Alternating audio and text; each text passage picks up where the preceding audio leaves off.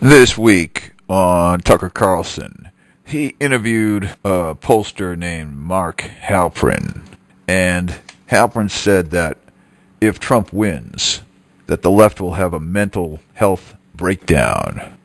He said that there will be violence, broken marriages, and fights breaking out everywhere because of the anger and frustration that leftists will feel if Trump wins again.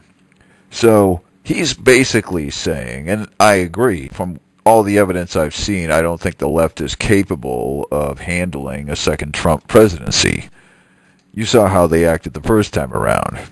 Now, they didn't go completely off the rails and start a civil war that time, but now they're far more unhinged.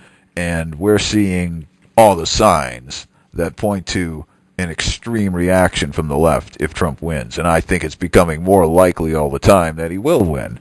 The polls are all saying that. Harris is melting down. She's doing interviews now where she looks like a total fool, and is beginning to look like it could be a landslide for Trump. Now, I'm not saying they're not going to try to cheat, just like they did in 2020. They even cheated in 2016. They just didn't cheat enough to pull it off. But they're being watched far more closely now. Trump is far more popular now. Their candidate is far less popular now. More and more people have seen the result of their policies, and it's an undeniable disaster. So, what we are going to face in a couple of weeks when this election rolls around is going to be a massive breakdown from these people who can't handle this kind of victory, not only for Trump, but also for America, because they've thrown everything they can think of at him, and he has come out on top. That is divine intercession that is making this possible. It basically looks like a civil war is inevitable. Now, we saw in 2020 how violent they become. They had the riots, and those are all leftists, BLM and Antifa types. And we've seen the assassination attempts on Trump. You know, the left likes to say that the right is violent, but all the violence I'm seeing is coming from the left. They're the ones who are violent. They're the ones who throw temper tantrums every time they don't get their way.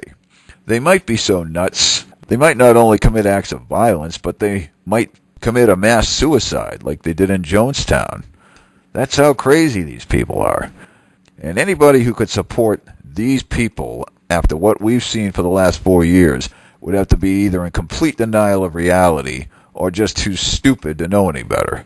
But either way, what's coming when even mainstream journalists are saying that they're going to have a mental breakdown if Trump wins, and you've seen the violence over the past few years, you know what's coming.